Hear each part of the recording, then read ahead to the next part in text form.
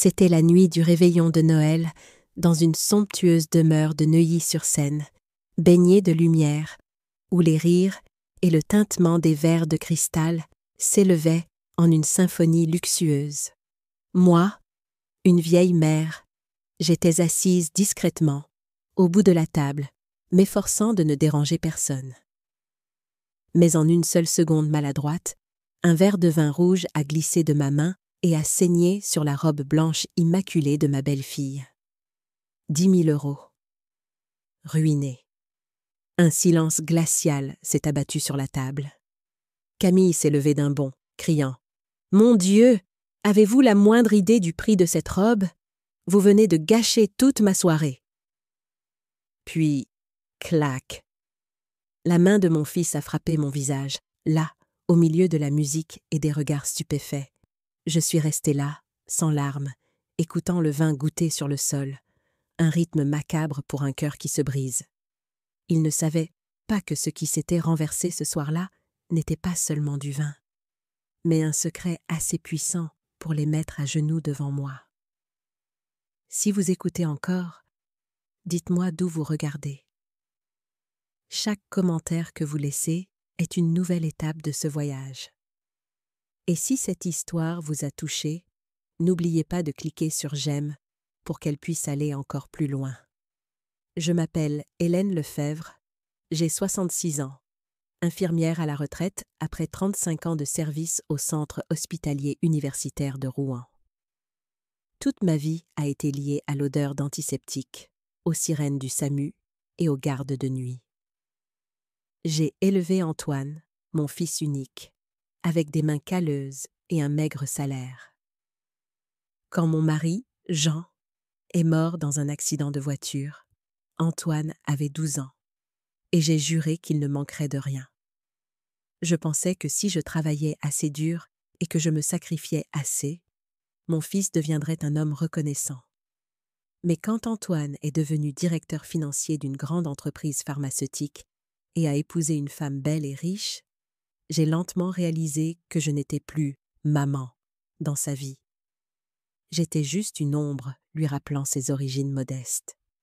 Je continuais de faire semblant d'être sereine, apportant une bûche de Noël chaque année, me disant qu'il suffisait de voir mon fils heureux.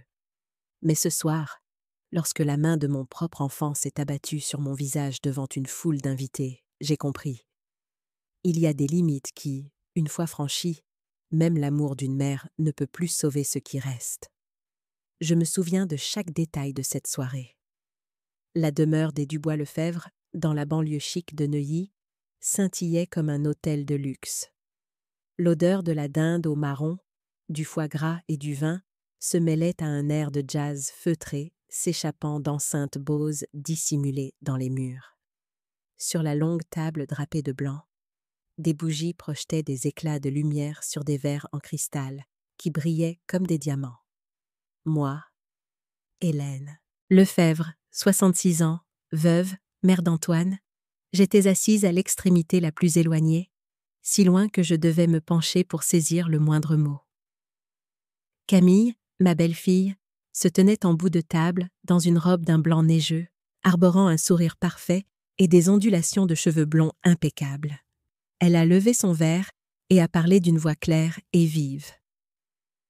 Antoine m'a offert cette robe d'un créateur italien. Ils n'en ont fait que 3 dans le monde. Le prix? Eh bien, environ 10 000 €, mais elle vaut chaque centime, n'est-ce pas? Les invités ont applaudi. Les rires ont fusé. Antoine était assis à côté de sa femme, hochant la tête avec fierté, lui serrant la main à la vue de tous. Ce spectacle m'a rendue triste et m'a fait me sentir encore plus déplacée. J'ai baissé les yeux sur mes mains calleuses, des mains qui avaient soigné des centaines de patients en 35 ans en tant qu'infirmière cadre, et qui maintenant agrippaient une serviette, craignant qu'une petite erreur ne vienne tacher quelque chose appartenant à un monde auquel je n'appartenais plus. Lorsque le serveur a versé le vin, j'ai souri, essayant de me tenir correctement, mais les lumières se reflétant sur le verre me poignardèrent les yeux. Juste une seconde. Une seconde de tremblement dû à l'âge et le sentiment d'être perdu dans une pièce sans un seul regard honnête. Le verre a glissé de ma main. Le liquide rouge foncé, comme du sang, a éclaboussé puis s'est étalé sur la robe de Camille, peignant une horrible traînée pourpre sur la soie pure. Des inspirations brusques ont été entendues. Personne n'a bougé. Camille s'est levée d'un bond, les yeux flamboyants. « Mon Dieu, savez-vous combien coûte cette robe? Vous venez de gâcher toute ma soirée. » J'ai balbutié. « Je suis désolée, je ne l'ai pas fait exprès. » Mes mots ont été coupés par un bruit sec. Clac! La gifle d'Antoine a semblé figer toute la pièce. « Tu es toujours aussi maladroite !» a-t-il sifflé. « Sais-tu combien de personnes importantes sont ici? Tu viens de me mettre dans l'embarras devant tout le monde. » Je suis restée paralysée, les mains tremblantes. À ce moment-là, je n'entendais plus les voix, seulement mon cœur qui battait à tout rompre et la légère odeur de vin dans l'air, comme du sang séché. Quelques invités ont tenté d'étouffer des rires. D'autres ont levé leur téléphone pour filmer, comme s'ils assistaient à un divertissement coûteux lors d'une fête de la haute société. Camille m'a toisé de la tête aux pieds, sa voix glaciale. « La prochaine fois, si vous ne pouvez pas tenir un verre, rendez-nous service et ne venez pas. » J'ai dégluti difficilement, essayant de me ressaisir. Je voulais dire quelque chose, mais ma gorge s'est nouée. La brûlure sur ma joue n'était rien comparée à la douleur dans ma poitrine, là où mon fils unique venait de terrasser la mère qu'il avait élevée avec ses mêmes mains. J'ai posé le verre, reculé et incliné légèrement la tête. « Je suis désolée. » Personne n'a répondu. La musique a changé pour un air de Charles Aznavour, mais personne ne riait plus. Ils me regardaient, simplement, attendant de voir comment j'allais partir. Je me suis détournée, le dos droit, et j'ai marché lentement vers le hall. Mes yeux brûlaient, non pas de larmes, mais à cause des lumières. À mon âge, on s'habitue à être oublié, mais on ne s'habitue jamais à être humilié. Alors que je me penchais pour ramasser une serviette tombée près d'une chaise, quelque chose de petit a roulé de la poche de Camille. Une clé USB argentée. J'ai jeté un coup d'œil autour de moi. Personne n'a remarqué. Je l'ai ramassée et l'ai cachée dans la paume de ma main. Elle était froide, au bord tranchant, mais portait une étrange sensation, comme si le destin me chuchotait quelque chose. J'ai traversé le vestibule sous le portrait de famille des Dubois-Lefèvre accroché au mur, Antoine et Camille souriant, et moi, sur le côté, ma main sur l'épaule de mon fils. Le jour où nous avons pris cette photo, Camille m'avait dit de reculer pour que la lumière se concentre sur les jeunes mariés. J'ai reculé, et à partir de ce moment-là, je me suis effacée du cadre de leur vie. Dehors, le vent m'a giflé le visage. Des feuilles sèches tourbillonnaient sur l'allée en pierre. J'ai ouvert le coffre de ma vieille voiture et me suis affaissée sur le siège. Ma main serrait encore la clé USB dans la poche de mon manteau. Dans ma tête, la gifle rejouait en boucle, accompagnée des yeux froids de mon fils. J'ai démarré le moteur. Il a toussé avant de prendre vie, comme le soupir d'une vieille âme fatiguée. Le rétroviseur reflétait mon visage, meurtri et ridé, mais mes yeux n'étaient plus humides. Quelque chose en moi s'était brisé et s'était réveillé. Sur le chemin du retour, les lumières de la ville tachèrent de rouge le pare-brise, la couleur de la tache de vin. Je ne savais pas ce qu'il y avait sur cette clé USB, mais une intuition me disait que c'était peut-être la seule arme qu'il me restait. De retour dans mon petit appartement à Rouen, je me suis assise et j'ai expiré longuement. L'horloge murale faisait tic-tac. Le vent sifflait à travers le cadre de la fenêtre. J'ai sorti la clé USB et l'ai posée sur la table, la fixant comme une porte s'ouvrant sur un abîme. Je ne savais pas que dans ce minuscule objet se cachait un secret assez puissant pour faire plier toute la famille Dubois-Lefebvre, d'une belle-fille hautaine à un fils ingrat, devant la femme qu'il venait de bafouer. Et à partir de cet instant, j'ai commencé mon combat pour récupérer la dernière chose que je possédais encore, ma dignité de mère. J'ai vécu assez longtemps pour savoir que la douleur ne vient pas toujours des étrangers. Parfois, elle vient de la personne même que vous avez bercée, celle que vous avez passé votre jeunesse à protéger. J'ai commencé à travailler comme infirmière à 21 ans. L'hôpital public de Rouen était ma deuxième maison, chaque jour imprégné d'antiseptiques et du claquement des semelles en caoutchouc sur les couloirs blancs. J'étais fière de pouvoir tenir 14 heures d'affilée, sans pause, sans plainte. C'était une vocation, un engagement total envers les autres, un sacerdoce qui laissait peu de place pour soi-même. Quand mon mari Jean est décédé dans un accident de la route, Antoine avait 12 ans.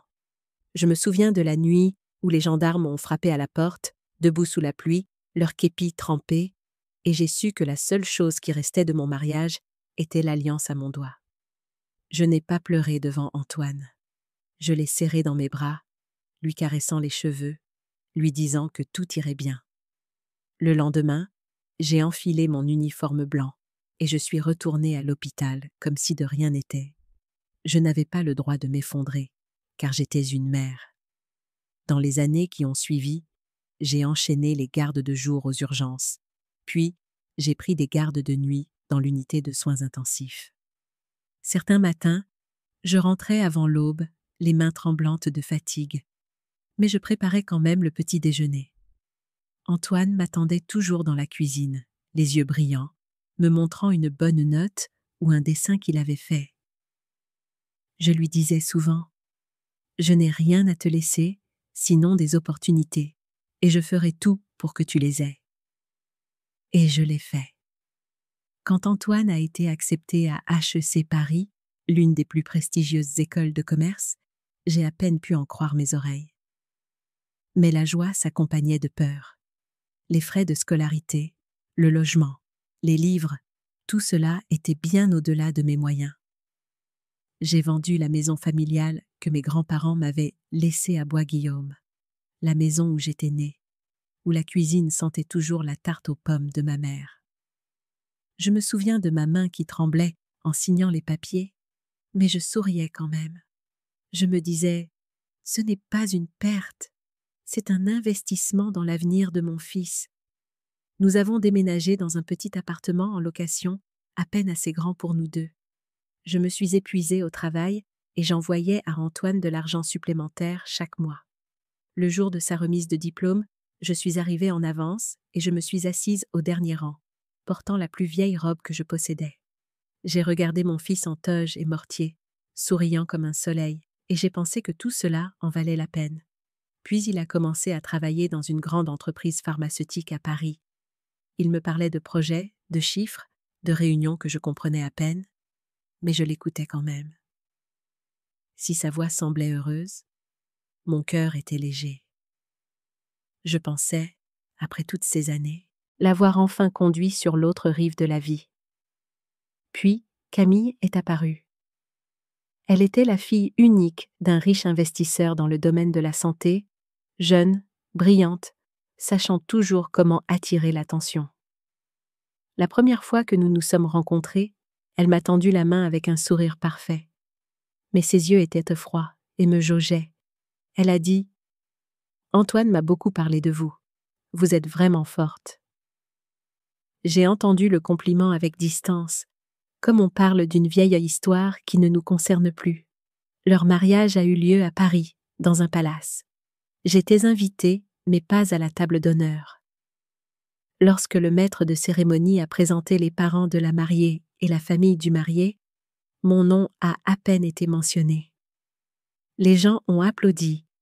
J'ai applaudi aussi. Seules mes paumes étaient glacées. J'avais espéré que Camille aimerait Antoine comme je l'avais toujours fait. Mais en quelques mois, j'ai réalisé qu'elle ne me considérait pas comme de la famille. Un après-midi, alors que je passais leur rendre visite, Camille s'est tenue en haut des escaliers, la voix douce mais tranchante comme une lame de rasoir. Vous devriez nous laisser notre espace. Je n'ai pas l'habitude de vivre entouré de gens de la classe ouvrière. J'ai cru avoir mal entendu, mais Antoine, mon fils, est resté là, la tête baissée. Aucune défense, pas même un regard désolé. Je suis sortie de cette maison sous une pluie froide, mais rien n'était aussi froid que ce que je ressentais à l'intérieur. J'ai compris que j'avais perdu mon fils, non pas à cause de la mort, mais à cause de la classe sociale, un fossé que je n'aurais jamais imaginé pouvoir diviser une famille. J'ai emménagé dans un petit appartement au 3e étage, sans ascenseur à Rouen, une chambre, une minuscule cuisine, une fenêtre donnant sur le parking. J'ai gardé mes vieilles habitudes, le café du matin, la lecture des nouvelles médicales pour garder l'esprit vif, attendant l'appel d'Antoine. Certains mois, il n'appelait pas du tout. Parfois, il envoyait un texto. « Maman, ça va ?» Je répondais « Ça va », même si je n'allais bien que de la manière dont une personne habituée à la solitude continue de respirer. Je continuais de le suivre de loin, à travers les photos de presse, les actualités du secteur, leurs réseaux sociaux.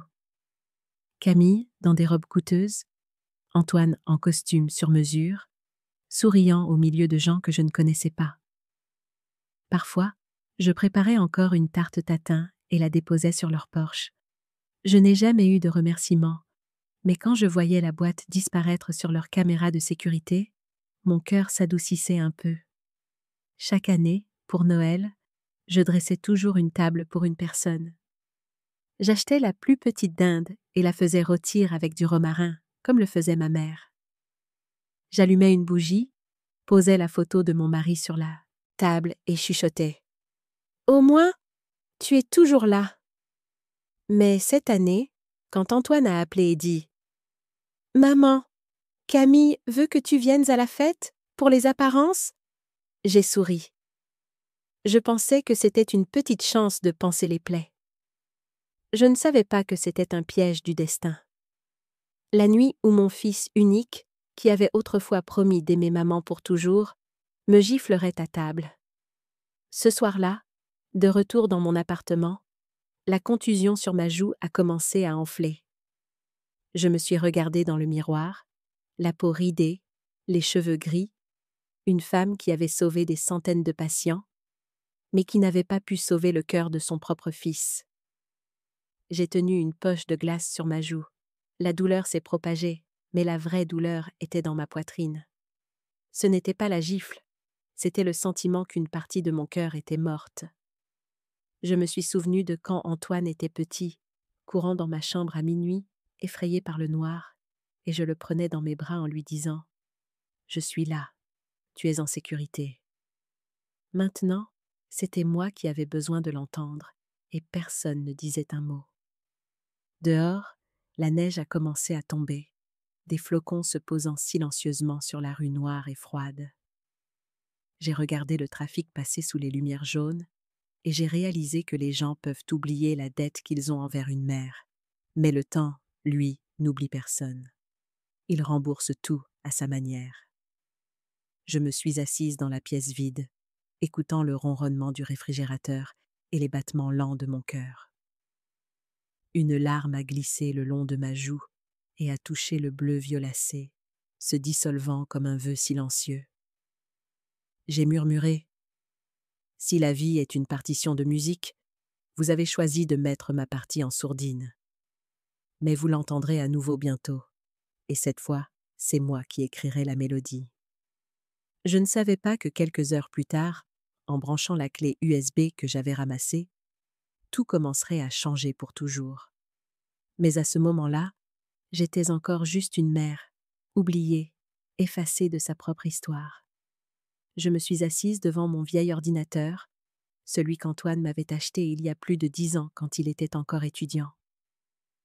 L'écran était terne, les touches lourdes, le ventilateur vrombissait comme le soupir d'une vieille âme.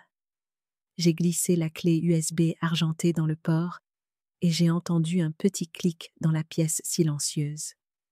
Mon cœur battait la chamade, comme si je m'introduisais dans un monde qui ne m'était pas destiné. Un dossier est apparu. Pas de photos, pas de vidéos, juste des feuilles de calcul Excel et des PDF avec des noms de fichiers secs. Rapport trans.juin.xlsx. Compte conf Europe PDF. Registre, transfert, fonds, interne, XLS. J'en ai ouvert un au hasard. Des colonnes de chiffres remplissaient l'écran, des lignes s'étendant à l'infini. Même, après des années loin de l'hôpital, mon esprit était encore vif pour repérer les irrégularités. Des transferts mensuels apparaissaient depuis un compte intitulé « Fonds de recherche Lefebvre Pharma » vers une série de comptes à l'étranger, en Suisse, au Luxembourg et un nom inconnu, Velassa Medical Holdings. J'ai froncé les sourcils. Ce fonds de recherche appartenait à l'entreprise d'Antoine.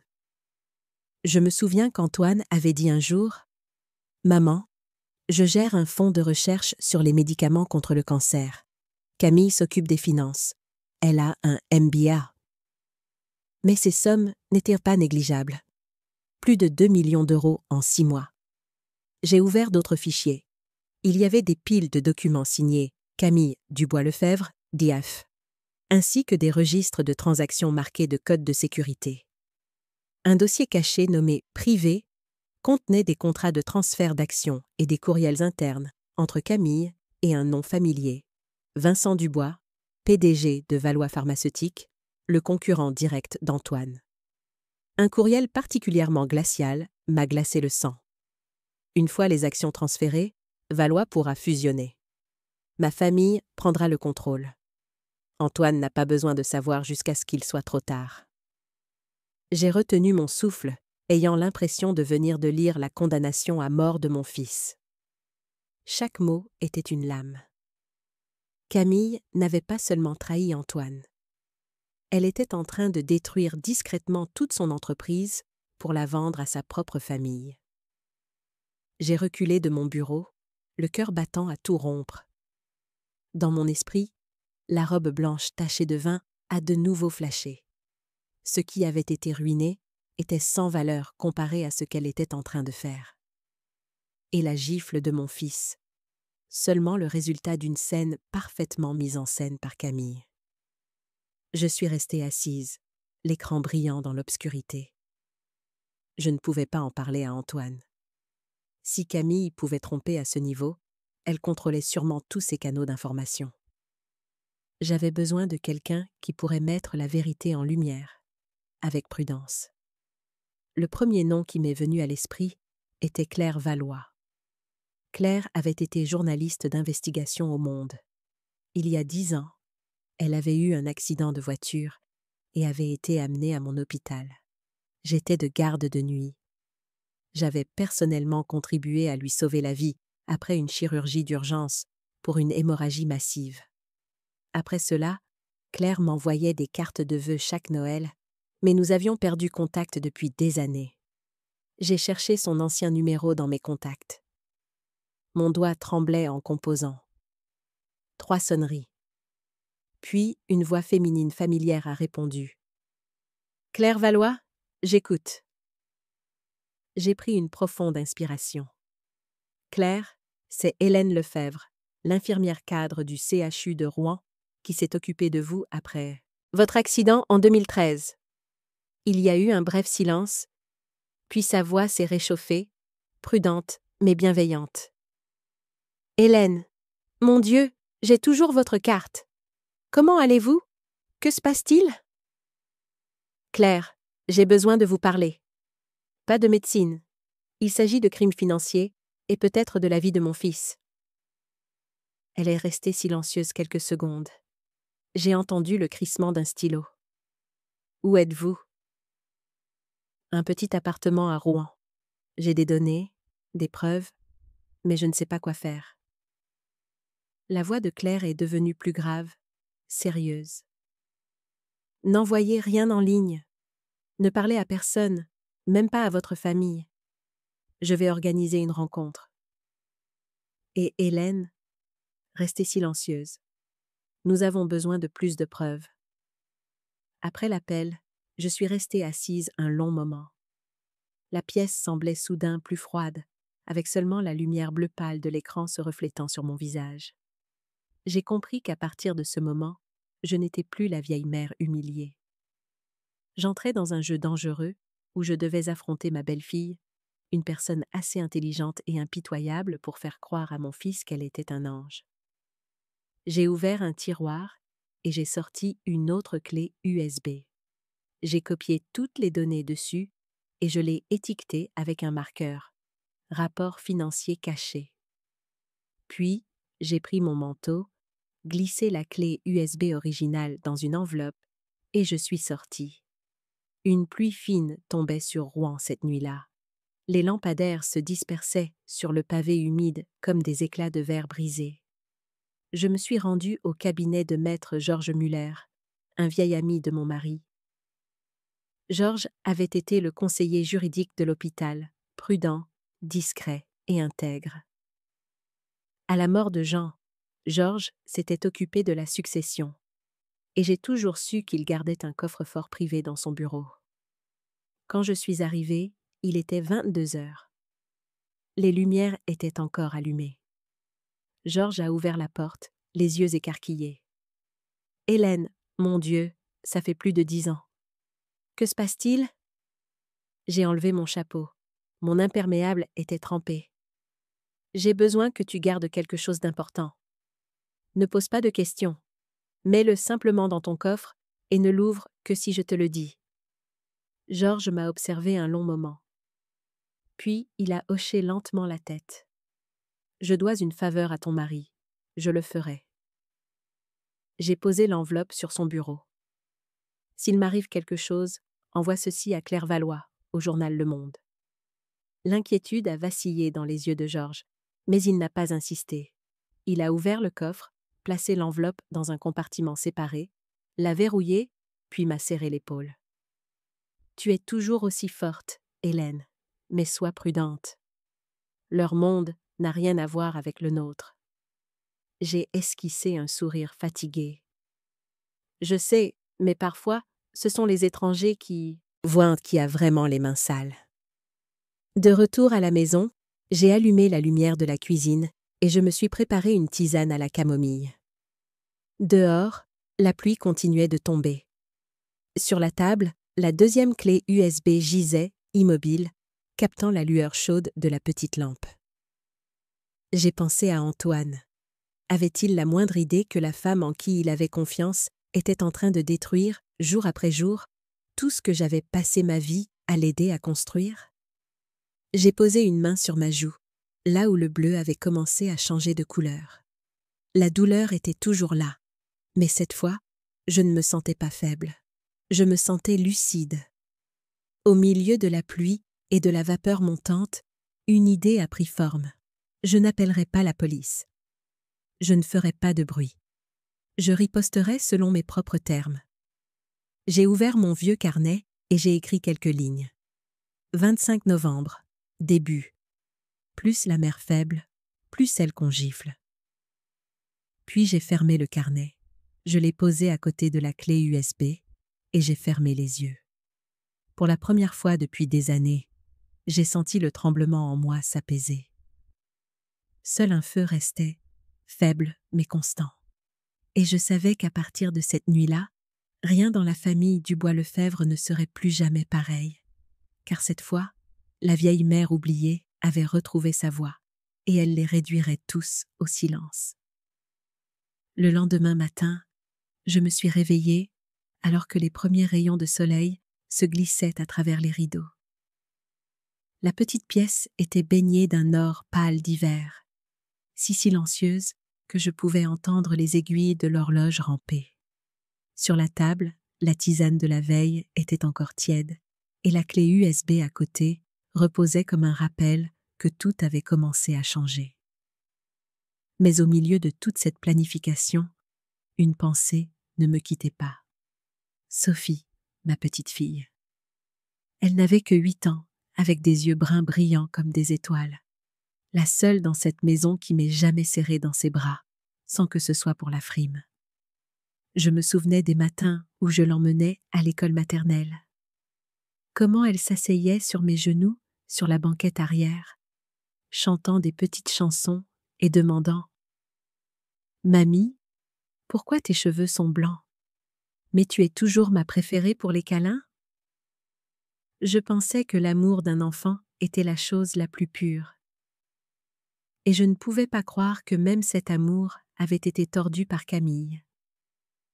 Vers la fin de la matinée, j'ai décidé de me rendre chez Antoine.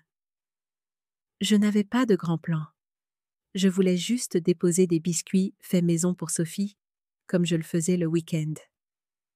Je me disais que peu importe à quel point Camille me méprisait, un enfant avait toujours le droit d'être aimé. La route menant à leur résidence privée grimpait une colline entre deux rangées d'érables nus. Un haut portail en fer avec un système de sécurité automatisé où les étrangers devaient sonner et attendre l'approbation. Je portais un sac de biscuits soigneusement emballé dans mon cabas, vêtu d'un vieux manteau gris et de l'écharpe en laine que Sophie m'avait tricoté à 6 ans. J'ai sonné. Un bip doux a retenti. Puis la voix du garde a crépité à travers l'interphone. « Je peux vous aider ?» « C'est Hélène Lefebvre, » dis-je, gardant un ton stable. « La mère d'Antoine. Je suis ici pour voir ma petite fille, Sophie. » Une pause, puis une réponse sèche. « Désolée, Madame Lefebvre. Vous n'êtes pas sur la liste des invités aujourd'hui. » J'ai hésité. Je ne resterai pas longtemps. Je veux juste déposer des biscuits. Je suis sa grand-mère, vous le savez. La voix du garde était plate, mécanique. Je ne fais que suivre les instructions. Veuillez partir ou je devrai contacter le propriétaire. J'ai serré les anses du panier, ravalant l'humiliation qui me montait à la gorge. Puis la porte intérieure en bois s'est ouverte. Camille est sortie dans une robe en soie crème, les cheveux blonds détachés, une tasse de café à la main. Elle n'avait pas l'air surprise. Elle a seulement retroussé légèrement les lèvres, la voix douce comme du sucre, mais chaque mot tombant comme de la glace. « Oh, Madame Hélène, vous ne comprenez toujours pas. Nous ne voulons pas que notre fille grandisse entourée de gens maladroits. » Chaque mot me serrait la gorge. « Camille, je veux juste quelques minutes avec Sophie. Je suis sa grand-mère. » Elle a haussé les épaules, regardant le sac de biscuits comme s'il était sale. « Grand-mère, c'est drôle. Quelqu'un qui a renversé du vin sur la robe de sa mère et fait perdre la face à son père devant des dizaines d'invités. Pensez-vous qu'elle serait fière de vous? Antoine essaie de préserver notre réputation. Ne rendez pas les choses plus difficiles. » J'ai ouvert la bouche, mais avant que je puisse parler, Antoine est apparu derrière elle. Mon fils portait un costume gris, le téléphone à la main, le visage vide. Nos regards se sont croisés une fraction de seconde. Je voulais y voir de la pitié, une lueur de regret. Mais il n'y avait que du vide.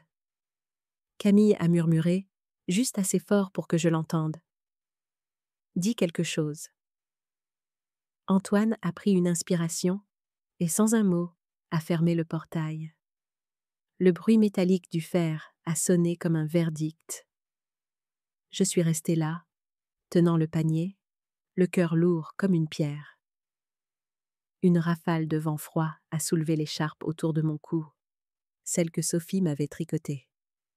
Elle avait dit « Pour que tu n'aies pas froid en attendant à la grille de l'école. » Maintenant, j'étais toujours à une grille, mais la sienne, et j'avais froid jusqu'aux os.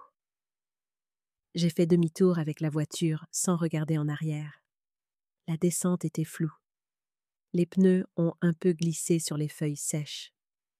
Chaque mètre parcouru me semblait être une année de ma vie en moins. Cette nuit-là, je n'ai pas allumé les lumières. Je me suis assise dans le noir, laissant la lune déverser une fine couche d'argent sur de vieux souvenirs. La photo de remise de diplôme d'Antoine, ma médaille d'honneur du travail pour 35 ans de service, et la boîte en bois de vieux dossiers que je gardais dans le placard depuis des années. J'ai ouvert la boîte, À l'intérieur se trouvaient les traces d'une vie donnée à un fils, les factures des frais de scolarité d'HEC, le compte d'épargne que j'avais vidé pour couvrir son premier prêt, et les papiers de l'hypothèque de la maison familiale que j'avais signés d'une main tremblante. J'ai tourné chaque page, l'odeur de vieux papier mêlée à la poussière et aux larmes. Chaque chiffre était un témoin de journées de 14 heures, de repas sautés, de nuits blanches pour qu'Antoine puisse construire sa carrière. Lefebvre Pharma, l'entreprise qu'il dirigeait, n'était pas seulement la sienne, c'était la mienne. C'était la sueur, les larmes et la jeunesse que j'avais échangées. J'ai posé la pile de papier, mes doigts blanchissant sur les bords.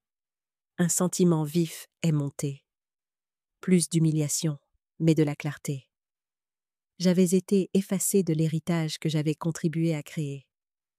J'avais été chassé de la maison que ses mains avaient autrefois construite. Mais maintenant, avec les preuves sur cette clé USB, je savais que j'avais encore une chose qu'il n'avait en pas, la vérité. J'ai pris la clé USB du tiroir et je l'ai rebranchée. Cette fois, j'ai ouvert chaque fichier, lisant lentement, marquant les points clés. Je ne tremblais plus. Toute la peur s'était transformée en résolution. Un peu après 23 heures, j'ai pris le téléphone et j'ai appelé Claire. Sa voix était un peu rauque, probablement encore au bureau. « Hélène, j'allais justement vous appeler. J'ai examiné les copies que vous avez envoyées. C'est plus gros que je ne le pensais. Si ça tient, Camille commet du blanchiment d'argent international. » Je suis restée silencieuse un moment, puis j'ai répondu « Vous avez raison, mais je ne veux pas détruire l'entreprise. Je veux juste que la vérité soit vue. Je veux qu'Antoine sache avec qui il vit. » La voix de Claire est devenue basse. « Alors nous avons besoin d'une publication soignée. Pas de feu d'artifice, sinon Camille aura le temps d'effacer les traces. » J'ai regardé le clair de lune s'étaler sur la table couverte de papier et j'ai dit lentement, chaque mot clair. « Claire, j'ai déjà tout perdu. Mon nom, mon fils, ma famille. Tout ce qu'il me reste, c'est ce nom, Lefebvre. Il est temps qu'ils apprennent ce que ce nom signifie vraiment. » Silence sur la ligne. Puis la voix de Claire, stable et ferme. « D'accord, Hélène, nous le ferons à votre manière. » Après avoir raccroché, j'ai fixé l'ordinateur un long moment. La feuille de transaction remplissait toujours l'écran. Des colonnes de chiffres, comme des battements de cœur. Je savais que chaque ligne était une autre entaille que Camille avait faite dans la confiance de mon fils. J'ai tout imprimé, scellé dans une enveloppe et l'ai soigneusement fermé avec du ruban adhésif. Dans le coin, j'ai écrit d'une main légèrement tremblante « La vérité Lefebvre ». Puis, je me suis adossée et j'ai pris une profonde inspiration. Dehors, la pluie s'est adoucie, mais pour moi, elle sonnait comme une ouverture. Je savais que le chemin à parcourir serait difficile. Camille était intelligente, Antoine était aveugle. Mais pour la première fois depuis des années, je ne me sentais pas petite, car maintenant j'avais quelque chose qu'ils ne pouvaient ni acheter, ni voler, ni écraser, la vérité et la résolution d'une mère. J'ai fermé les yeux, écoutant la pluie taper sur les avant-toits, et je me suis dit « Ils m'ont chassée de leur porte, mais je reviendrai, non pas pour mendier ma place, mais pour frapper à la porte de la justice. » Et ainsi, dans la nuit calme de l'hiver, mon plan de riposte a officiellement commencé. Non pas avec violence, non pas avec haine, mais avec la lumière de la vérité. Dans les jours qui suivirent, l'air de mon appartement devint plus silencieux que jamais. Tout semblait pareil. La vieille horloge faisant tic-tac à un rythme lent, la théière contenant encore un murmure de camomille. Mais à l'intérieur de moi, un feu couvait. Pas sauvage, pas flamboyant, juste se propageant comme des braises attendant un souffle. Claire s'est mise au travail.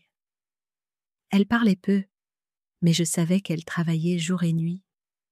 Je recevais de courts textos codés. Je suis la piste de l'argent. Trouvez 2 intermédiaires. N'utilisez pas l'email. Claire était le genre de personne en qui j'avais toujours eu confiance. Calme, perspicace et d'une éthique irréprochable. Je comprenais que derrière chaque bref message se cachaient des heures de recherche, de vérification et peut-être de danger. Quant à moi, je jouais mon rôle, feignant d'être faible. J'ai écrit une lettre manuscrite à Camille. Mon écriture tremblait comme celle d'une vieille mère vraiment repentante. Camille, je sais que je vous ai embarrassée à la fête de Noël. Je ne chercherai pas d'excuses. J'espère seulement que vous me pardonnerez. Si possible, je voudrais juste voir Sophie, même pour quelques minutes. Je promets de ne plus vous déranger, ni Antoine. Merci de me laisser garder le nom Lefebvre. Hélène. J'ai plié la lettre, l'ai glissée dans une enveloppe et l'ai postée. Je connaissais bien Camille. Quelqu'un comme elle ne manquerait pas une occasion d'afficher son pouvoir, surtout quand elle croyait que l'autre personne s'était agenouillée. 3 jours plus tard, j'ai reçu une réponse. Le papier sentait le parfum cher. Chaque lettre était soigneusement formée.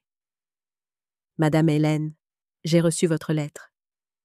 Mais vous vous méprenez, nous ne pardonnons pas aux gens qui nuisent à la réputation de notre famille. Si vous voulez vraiment vous faire pardonner, faites ce qu'il faut. Restez silencieuse. Et au lieu de nous remercier de vous autoriser à garder le nom Lefebvre, vous devriez être reconnaissante que nous vous le laissions encore. Camille Dubois-Lefebvre. J'ai fini de lire et j'ai posé la lettre sur la table. Je n'étais pas en colère. J'ai simplement souri. Le sourire de quelqu'un qui voit enfin la vraie nature de l'autre. Elle pensait encore qu'elle gagnait, et moi, avec tout le calme que j'avais, je la laissais le croire. Pendant que Camille se délectait de son sentiment de contrôle, Claire suivait l'argent. Elle a découvert des dizaines de transactions acheminées par une société écran aux îles Caïmans, toutes autorisées par Camille sous l'étiquette « Investissements de recherche internationaux ». Mais ce qui a stupéfié Claire, c'est que ces comptes correspondaient à une chaîne liée à Valois Pharmaceutique, le concurrent même avec lequel Camille était de mèche. Je me souviens du jour où Claire a appelé, sa voix tremblante d'un mélange d'excitation et de tension. « Hélène, nous avons tout. Contrat falsifié, transfert de blanchiment d'argent, même des emails entre Camille et Vincent Dubois. Nous avons juste besoin d'une dernière confirmation d'une source interne et nous sommes prêts. » Je suis restée silencieuse un moment, puis j'ai répondu doucement « Bien, mais soyez patiente encore un peu. Laissez-les penser que j'ai tout oublié. » Dans les jours qui ont suivi, j'ai vécu comme d'habitude. Café du matin, promenade de l'après-midi autour du lac, nouvelles du soir à la télé. Mais à l'intérieur, je comptais les jours. Je savais que Claire préparait le scoop, et quand elle m'a dit le titre, mon cœur s'est serré. La Reine Blanche de Lefebvre Pharma. Un titre parfait, royal et froid, tout comme Camille. Claire a dit que l'article paraîtrait après examen juridique et que l'équipe éditoriale du Monde le gardait strictement confidentiel. J'ai seulement hoché la tête et dit tranquillement « Faites-le, aucune concession ». Environ 2 semaines plus tard, un bref appel téléphonique a fait battre mon cœur. « Antoine vient d'être convoqué par le fisc », a dit Claire. « Ils ont trouvé des anomalies dans le fonds de recherche et lui demandent de coopérer. Camille était avec lui, mais elle n'avait pas l'air bien. Je pense qu'elle commence à avoir peur. » Je suis restée assise un long moment, une tasse de thé à la main. Une lumière tamisée filtrait par la fenêtre et scintillait sur les ondulations de la tasse. J'ai murmuré, plus pour moi-même que pour quiconque, « Personne ne peut fuir la vérité éternellement. » Je ne voulais pas qu'Antoine souffre, mais certaines leçons ne peuvent être apprises qu'en perdant tout. le fils qui m'avait giflé pour une robe était sur le point d'apprendre à quoi ressemble une vraie tâche. Cet après-midi-là, j'ai appelé Claire. Ma voix était basse, stable comme un lac avant une tempête. « Il est temps, Claire. Commencez. » À l'autre bout du fil, elle a dit « Je comprends. » L'appel s'est terminé, court, comme un vœu. Le lendemain matin, je me suis réveillée plus tôt que d'habitude. Un fin voile de nuages annonçait la pluie. J'ai fait du café, j'ai ouvert mon ordinateur et j'ai vu ma boîte de réception inondée d'alertes du Monde, de Reuters, de Bloomberg. Un titre en gras remplissait l'écran. La reine blanche de Lefebvre Pharma. Derrière le rideau d'un mensonge à 1 milliard de dollars. L'image de couverture était Camille dans une robe blanche glamour. Un sourire doux aux yeux froids. En dessous se trouvaient des documents, des graphiques, des preuves et des fils d'email qu'elle avait envoyés au groupe Valois. Claire avait fait un travail impeccable, assez de faits, des preuves solides et pas une seule erreur. Les réseaux sociaux ont explosé. Le monde pharmaceutique a vacillé. L'action de Lefebvre Pharma a plongé. Les principaux médias ont repris l'histoire tandis que le nom de Camille Dubois-Lefebvre inondait chacune comme un symbole de trahison et de cupidité. Je suis restée assise, regardant les lignes de texte défiler. Dehors, la pluie a commencé à tomber. Chaque goutte tapant sur le cadre de la fenêtre comme la justice frappant à la porte. Je ne ressentais pas de joie. Je ne ressentais pas de vindicte. Je me sentais juste plus légère, comme si un poids s'était enfin levé de ma poitrine après des années de pression. Sur la table, la lettre manuscrite de Camille était toujours là, le parfum faible mais présent. Je l'ai prise, l'ai pliée soigneusement et l'ai donnée à une bougie allumée. Le papier s'est enroulé, a pris feu, et l'encre s'est transformée en cendre. J'ai parlé doucement, calme et égale.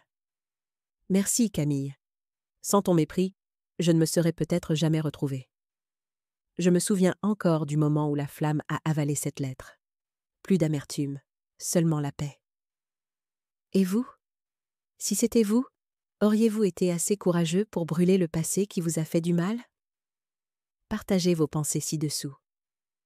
Je veux savoir si vous choisiriez le pardon ou le silence.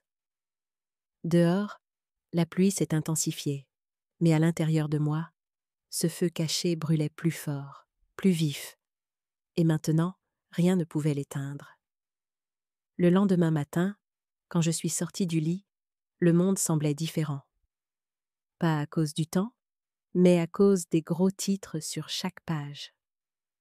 J'ai versé une tasse de café, allumé la télévision, et la première chose que j'ai vue défiler à l'écran était Lefebvre Pharma, soupçonné de blanchiment d'argent et de fraude boursière.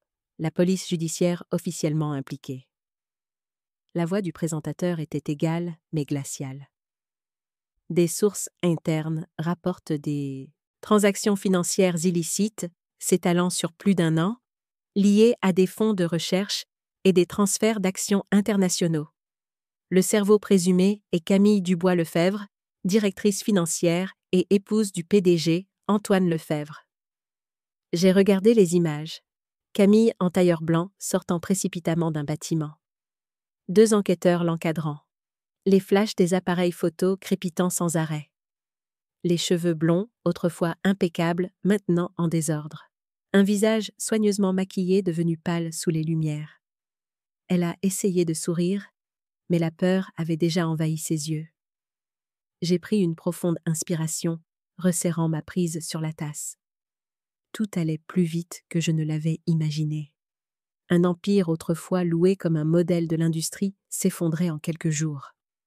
En ligne, les gens partageaient les images de Camille se faisant escorter. Certains se moquaient, d'autres étaient choqués, d'autres disaient « Finalement, la justice trouve toujours la bonne adresse. » Quant à moi, j'étais simplement assise là, regardant les titres se succéder, mon cœur se serrant et se soulageant à la fois. Antoine est apparu dans le segment suivant. Il n'était pas arrêté, mais il était convoqué pour coopérer. Voir le visage de mon fils à l'écran a fait se tordre mon cœur. Pâle, épuisé, dépouillé de sa confiance habituelle. Ses yeux erraient lorsqu'un journaliste a demandé « Étiez-vous au courant des transactions de votre femme ?»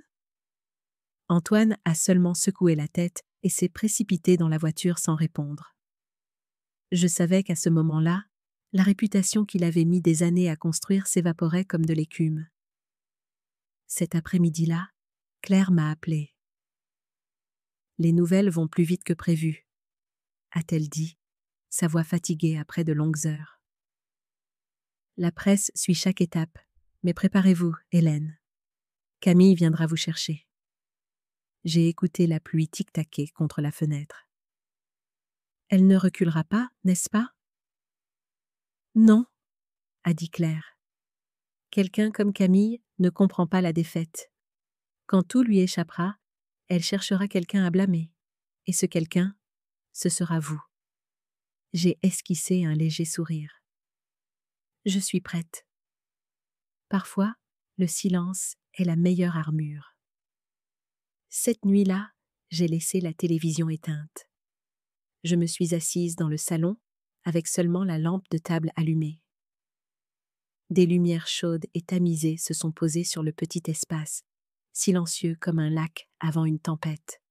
Puis, le téléphone a sonné. Sur l'écran, un nom que je ne pensais pas revoir. Camille Dubois-Lefèvre. J'ai laissé sonner quelques instants de plus avant de répondre. Sa voix est sortie rauque, essayant toujours de paraître hautaine. « Vous pensez avoir gagné, Hélène ?» Je n'ai pas répondu. J'ai seulement écouté sa respiration saccadée. « Vous pensez que quelques papiers et chiffres peuvent me détruire ? Vous n'avez aucune idée de ce que je peux faire. Si je tombe, Antoine tombe avec moi. Je l'entraînerai dans ma chute. » Sa voix tremblait de rage et de désespoir. J'ai posé ma tasse de thé et j'ai répondu lentement, chaque mot clair. « Camille, je ne vous ai pas frappé. J'ai seulement retiré le masque pour que la lumière puisse entrer. C'est vous qui vous détruisez. » Silence à l'autre bout. Puis un rire sec, comme du verre qui se brise. « La lumière, hein? Vous ne comprenez pas, Hélène? La lumière peut brûler les faibles comme vous. » J'étais faible, ai-je dit doucement, mais seulement quand je croyais que vous aviez un cœur. J'ai raccroché. La pièce est retombée dans le silence. La pluie régulière tambourinait sur le toit. Je suis restée assise là un long moment. Dans le noir, j'ai aperçu mon reflet dans la fenêtre. Cheveux argentés, yeux profonds, un visage marqué par l'âge, mais étrangement serein. Je n'étais plus la femme giflée à un dîner. J'étais devenue quelqu'un qui pouvait regarder la vérité en face sans trembler. Le lendemain matin, Claire a rappelé. « Vous aviez raison, » a-t-elle dit, sa voix émue et impressionnée. « J'ai écouté l'enregistrement que vous avez envoyé. Ce que vous avez dit est puissant. Les rédacteurs en chef veulent l'utiliser pour une interview spéciale sur l'affaire. Êtes-vous d'accord ?» J'ai été surprise. « Un enregistrement ? Vous avez enregistré cet appel ? » Oui, j'ai fait en sorte que notre système de sécurité capture automatiquement toute communication suspecte. Et Hélène, votre phrase a transpercé l'obscurité comme un couteau. Je suis restée silencieuse un moment, puis j'ai hoché la tête, même si elle ne pouvait pas me voir. Si cela aide les gens à comprendre que la vérité n'est jamais l'ennemi, alors faites-le. 2 jours plus tard, l'interview a été publiée. La couverture montrait mon visage, celui d'une femme âgée au regard fixe, au-dessus du titre en gras. Je n'ai frappé personne. J'ai seulement retiré le masque pour que la lumière puisse entrer. Hélène Lefèvre. Cette phrase a déferlé sur les réseaux sociaux. Des milliers de commentaires sont apparus. Elle est un modèle pour tous ceux qui ont été réduits au silence. On n'a pas besoin de pouvoir. La vérité seule peut faire tomber les menteurs. J'ai lu les messages, et un sentiment familier mais étrange est monté. Pas de la fierté, mais de la paix. J'avais travaillé dans un hôpital toute ma vie, vu tant de moments de vie et de mort, mais jamais aussi clairement que maintenant. Parfois, la justice n'a pas besoin d'un cri, juste de la patience de la lumière. Cet après-midi-là, je suis sortie sur le porche et j'ai vu que la pluie avait cessé. Les nuages se sont écartés, révélant un ciel gris argenté après la tempête. Quelques enfants sont passés à vélo, riant, ignorant que quelque part un empire était tombé. Dans la poche de mon manteau se trouvait la vieille lettre de Camille, la partie qui n'avait pas brûlé. Je l'ai sortie et je l'ai laissée tomber dans l'eau de pluie le long du trottoir. Le papier a dérivé, l'encre s'est diluée et il a disparu. J'ai parlé doucement à moi-même, ou peut-être à mon défunt mari, Jean. Tu vois, finalement, la vérité trouve toujours son chemin. Une légère brise a apporté l'odeur de la terre humide et un soupçon de fleurs sauvages. J'ai levé la tête, sentant mon cœur s'alléger, non pas parce que j'avais gagné, mais parce que la justice avait de nouveau respiré après des années sous terre. Et je savais que mon voyage n'était pas terminé. Mais au moins, ce soir, je pourrais dormir sans plus avoir peur du noir. Parce que j'avais appris à m'éclairer moi-même. La pluie avait commencé en milieu d'après-midi, cette pluie lourde et tenace d'un hiver normand. Les gouttes tambourinaient contre le vieux cadre de la fenêtre, chaque coup comme un rappel du passé. J'étais assise dans le salon, mon thé refroidissant, regardant les traînées d'eau glisser sur la vitre. À l'intérieur, tout s'était calmé après des jours de chaos, les nouvelles, les gros titres, l'appel de Camille s'estompant dans un silence mêlé de fatigue. Je pensais que la soirée se passerait comme les autres, jusqu'à ce qu'on frappe à la porte. 3 coups durs et urgents, plus forts que la pluie sur le porche. J'ai sursauté. Je recevais rarement des visites à cette heure. Je me suis levée, j'ai enfilé un pull et j'ai ouvert la porte. Là, dans le rideau blanc de la pluie, Antoine se tenait devant moi. Sa chemise était trempée, ses cheveux en désordre, ses yeux rouges. La pluie battait contre ses épaules. Pas de parapluie, pas de mots, juste debout là. J'ai expiré lentement, ma main toujours sur la poignée. Antoine. Il a levé les yeux, sa voix rauque. Maman, comment as-tu pu faire ça? Comment as-tu pu détruire mon travail? Je suis restée immobile. Cette question, ce ton, m'a ramenée à la nuit de Noël. La même voix, la même froideur que lorsque sa main s'était abattue sur mon visage. Mais cette fois, ses yeux n'étaient pas fiers. Ils tremblaient comme ceux d'un enfant perdu retrouvant son chemin. J'ai parlé lentement, d'une voix basse mais ferme. Non, Antoine, je n'ai rien détruit.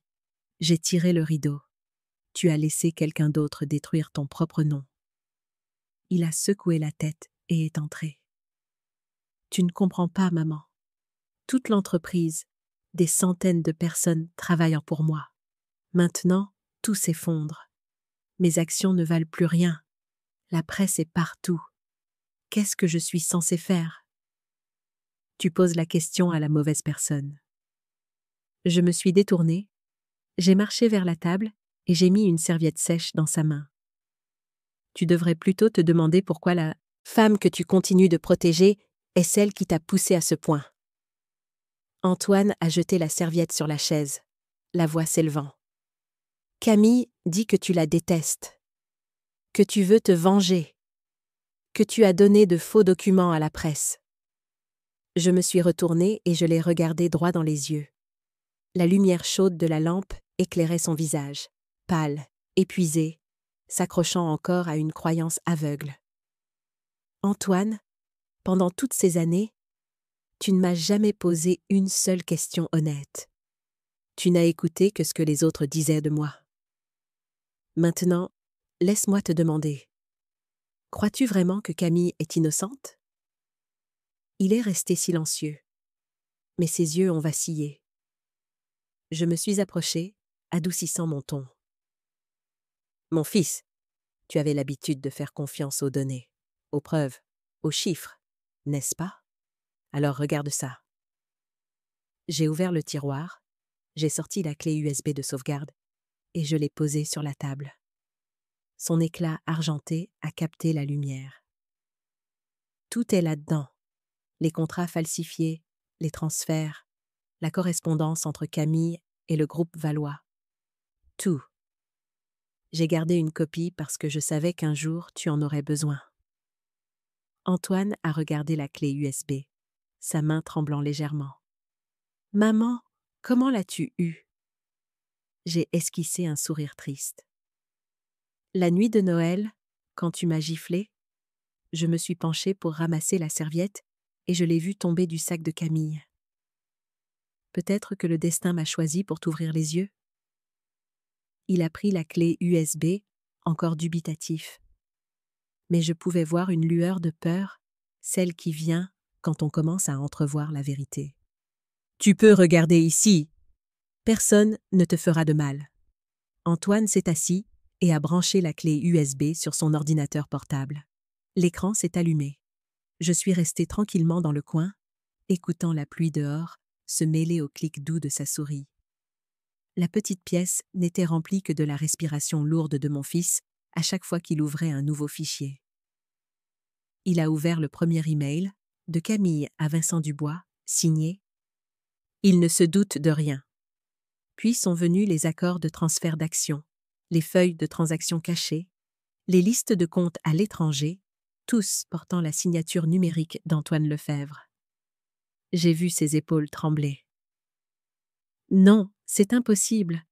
Elle m'a dit que c'était juste des procurations pour une collaboration de recherche. La voix d'Antoine a faibli. Ses yeux se sont écarquillés. Son visage s'est vidé de son sang. Il a fait défiler plus vite, puis s'est arrêté. Sur l'écran, il y avait une note. Sa mère est vieille. Quand ce sera fini, je la mettrai dans une maison de retraite de luxe sur la Côte d'Azur. Elle pourra y être heureuse sans déranger personne. Antoine a agrippé la souris, a laissé sa main tomber mollement, puis s'est levé d'un bond. Mon Dieu! J'ai vu la première goutte tomber sur le clavier, une larme ou de la pluie de sa chemise encore mouillée, je ne saurais le dire. « Maman » a-t-il râpé. Elle m'a fait signer. Elle a dit que c'était juste une procédure fiscale. Je n'ai pas lu attentivement. Mon Dieu, comme j'ai été stupide. Il est tombé à genoux devant moi. Ses sanglots étranglés se sont mêlés à la pluie dehors. Je suis désolée, maman. Je t'ai humiliée. Je t'ai fait du mal et à moi-même. Je ne mérite pas le pardon. J'ai regardé mon fils adulte, la fierté de ma vie, redevenu un enfant perdu. La colère en moi s'est dissipée, ne laissant qu'une tendresse profonde et douloureuse. Je me suis accroupie, j'ai posé ma main sur son épaule et j'ai murmuré comme une brise. « Mon fils, maintenant sais-tu à quel point cette gifle a fait mal ?» Antoine a levé les yeux, inondé de larmes. « Je le sais, maman. Ce n'est pas seulement une douleur physique. C'est quand la personne que tu aimes le plus brise ton cœur. » J'ai hoché la tête et je l'ai pris dans mes bras. Son corps tremblait comme celui du petit garçon qui était tombé de vélo et dont j'avais pansé les genoux. J'ai retrouvé la chaleur familière, ses cheveux sentant la pluie et les larmes. « C'est bon, » ai-je chuchoté. « Ce qui compte, c'est que tu t'es réveillé. » Dehors, la pluie continuait de tomber, mais elle ne semblait plus si lourde. La lumière chaude de la pièce s'est adoucie, se reflétant sur nos visages. Je savais qu'il y aurait de longs jours à venir, des enquêtes, un procès, les médias. Mais à ce moment-là, je me sentais en paix. Le fils que je croyais avoir perdu était revenu, non pas dans la gloire, mais dans la vérité. J'ai lissé les cheveux d'Antoine et j'ai murmuré Maintenant, lève-toi. La pluie va s'arrêter, et nous sommes toujours mère et fils. Il a serré ma main et a hoché la tête. En regardant par la fenêtre, à travers la pluie toujours battante, je n'ai pas vu deux personnes brisées dans le reflet, mais deux âmes qui s'étaient retrouvées dans la tempête. Le matin de la première audience est arrivé avec un froid de janvier tranchant comme une lame. Je me suis réveillée tôt, j'ai versé une tasse de café et je me suis assise tranquillement en regardant les nuages gris glisser devant la fenêtre. L'air de mon appartement était épais, tendu et immobile. Le silence avant la vague que je savais imminente.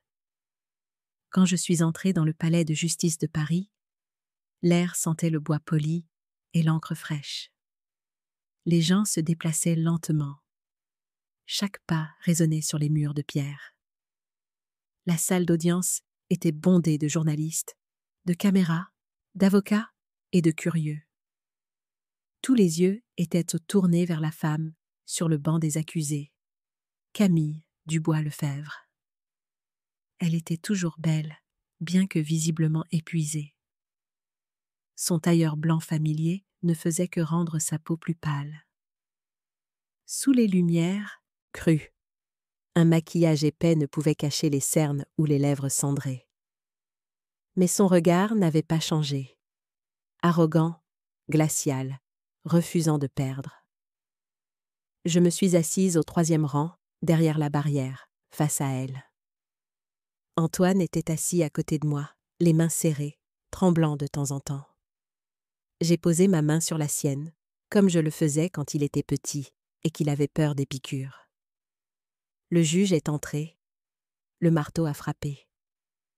La cour est ouverte pour juger l'accusé, Camille Dubois-Lefèvre, pour des chefs d'accusation de blanchiment d'argent, falsification de documents financiers et corruption d'entreprise. L'audience est ouverte. Le procureur a lu l'acte d'accusation. Sa voix était égale, mais chaque phrase fendait l'air.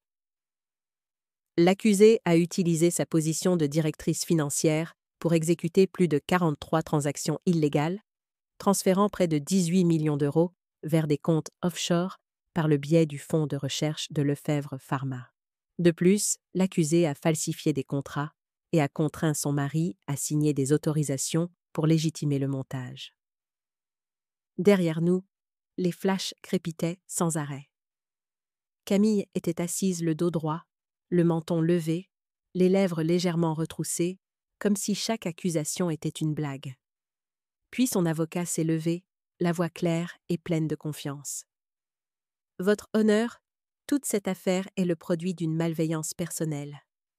Madame Hélène Lefèvre, la belle-mère de ma cliente, a fabriqué et altéré des documents pour salir Camille en raison d'un conflit familial.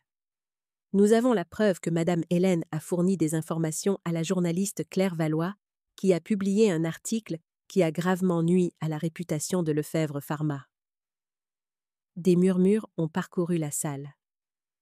J'ai gardé les yeux sur Camille. Elle s'est retournée, m'a regardée et a laissé passer un sourire froid sur ses lèvres. « Vous voyez, tout le monde sait que vous me détestez. Vous n'êtes qu'une vieille mère jalouse, amère de la vie de sa belle-fille. » Je n'ai pas répondu. Maître Georges Muller, mon vieil ami et avocat, s'est levé. Il a fait un signe de tête au juge et s'est avancé au centre de la salle d'audience. « Votre honneur, nous présentons des preuves à charge.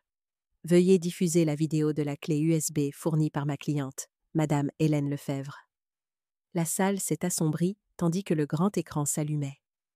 Un enregistrement clair est apparu. Camille dans son bureau, signant une pile de documents, un horodatage dans le coin. 15 juin de l'année dernière. Ensuite, des images de surveillance du serveur de messagerie de l'entreprise, des emails envoyés depuis camille.diellelefèvrepharma.com avec des instructions détaillées pour des transferts de réinvestissement de recherche internationale. Georges s'est retourné vers Camille. « Niez-vous que ce sont vos signatures et vos emails ?» Camille n'a rien dit, son visage se vidant de son sang. Puis elle s'est levée d'un bond, cinglante. J'ai été piégée. La vidéo est montée. Ma belle-mère me déteste depuis des années. Elle a tout fabriqué. Le juge lui a fait signe de s'asseoir. Georges a continué. Votre honneur, nous avons également un témoin. Il a regardé vers la galerie. Antoine Lefebvre, s'il vous plaît. Antoine s'est levé. J'ai remarqué que ses mains tremblaient, mais ses yeux étaient fixes. Il a prêté serment, puis a fait face au tribunal. Je suis Antoine Lefebvre, PDG de Lefebvre Pharma.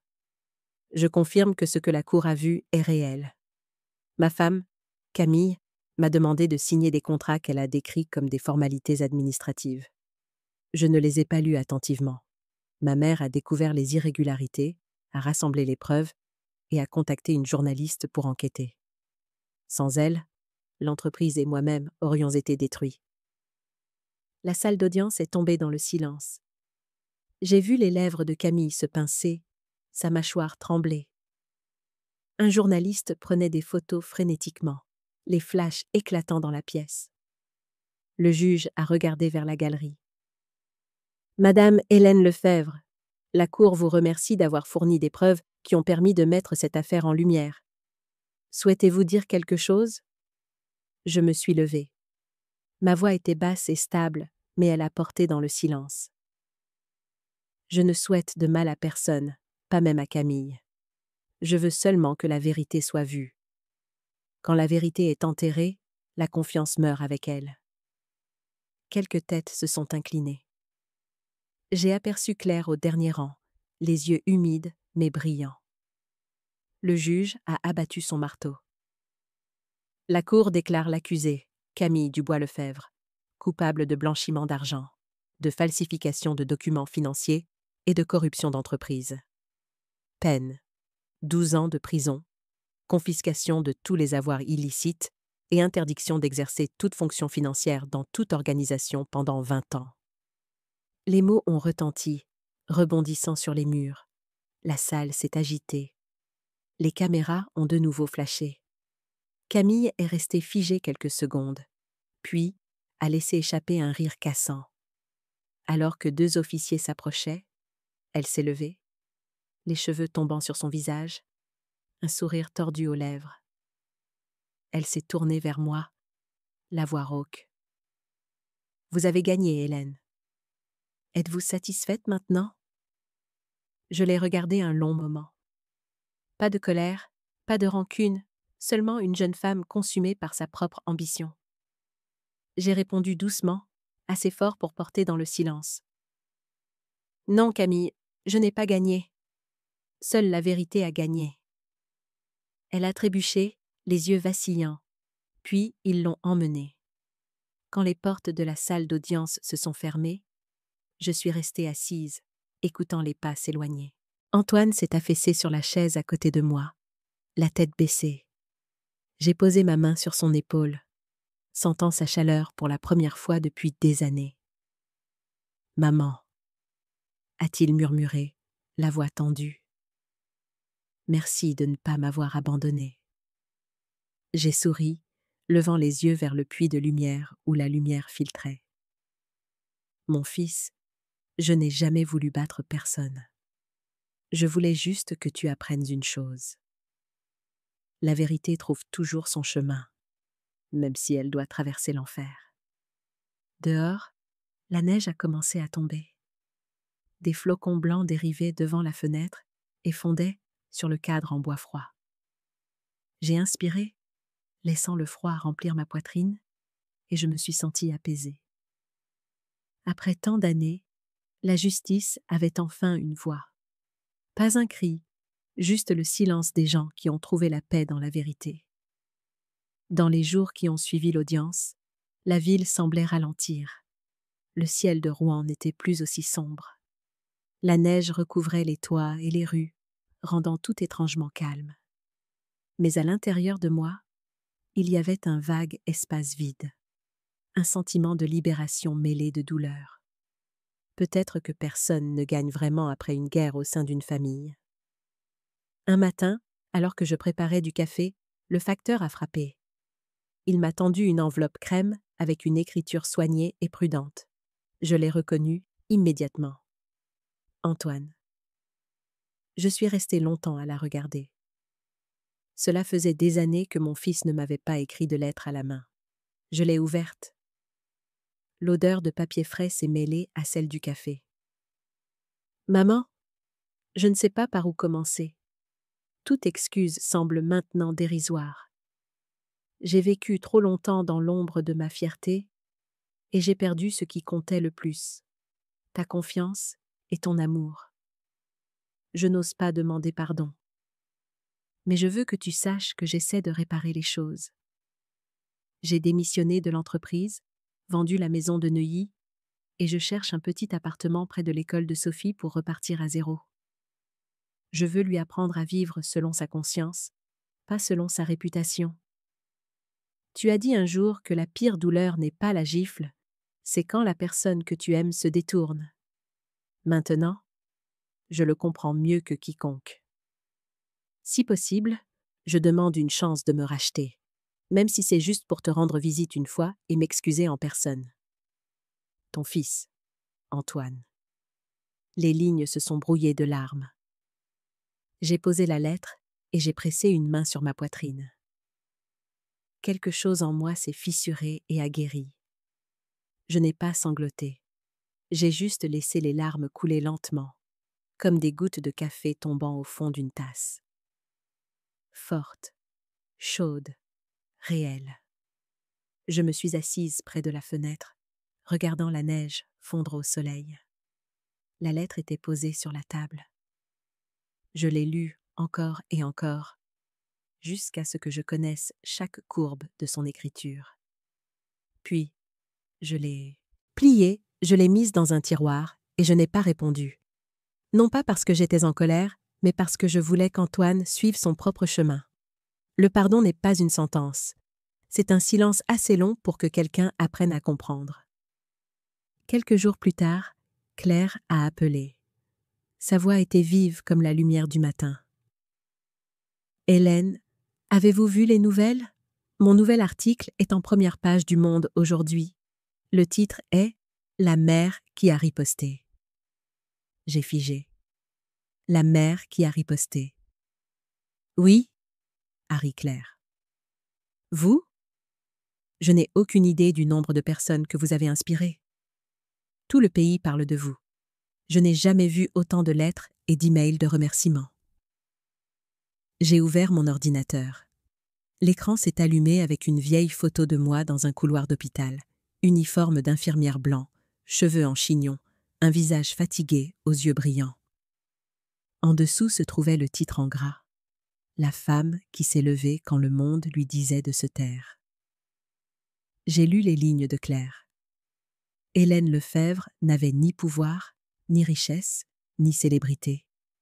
Elle avait une conviction, que la vérité, même enfouie sous des couches de mensonges, trouvera la lumière. Elle ne s'est pas battue pour la vengeance. Elle s'est battue pour retrouver sa dignité. Et pour chaque femme qui a été méprisée et poussée en marge, la paix s'est propagée rapidement. J'ai reçu des centaines de lettres, d'emails et de messages de partout. De Marseille, de Lille, de Strasbourg, même de petits villages ruraux. Une femme âgée nommée Marguerite a écrit « J'ai 72 ans. J'ai vécu toute ma vie dans l'ombre de mon mari et de mes enfants. Mais après avoir lu votre histoire, je me suis levée et je suis allée à la banque pour ouvrir mon premier compte. » Une autre femme, Madame Thompson de Toulouse, a joint une photo d'elle souriante, tenant le procès qu'elle avait intenté à son fils pour lui avoir pris sa propriété. Elle a écrit simplement « Grâce à vous, je sais que je ne suis pas folle. J'étais juste silencieuse depuis trop longtemps. J'ai lu chaque lettre, certaines griffonnées, d'autres tremblantes avec l'âge, et certaines avec une seule phrase. Merci, Hélène. » Chaque ligne était comme un autre battement de cœur se synchronisant avec le mien. Des femmes que je n'avais jamais rencontrées, partageant la même douleur et le même voyage pour se retrouver. Cette nuit-là, j'ai ouvert mon vieux journal. celui dans lequel j'écrivais pendant les gardes de nuit à l'hôpital. Le papier avait jauni, la couverture était usée, mais l'encre portait encore une légère odeur. J'ai pris un stylo et j'ai écrit mes premières lignes depuis des années. 14 mars. J'étais infirmière. On me méprisait, on me criait dessus, on me donnait des ordres comme si j'étais invisible. Mais aujourd'hui, je suis Hélène Lefebvre, la femme qui a retrouvé sa propre dignité. Je n'ai vaincu personne. Je me suis juste levée dans un monde qui n'arrêtait pas de me dire de m'asseoir.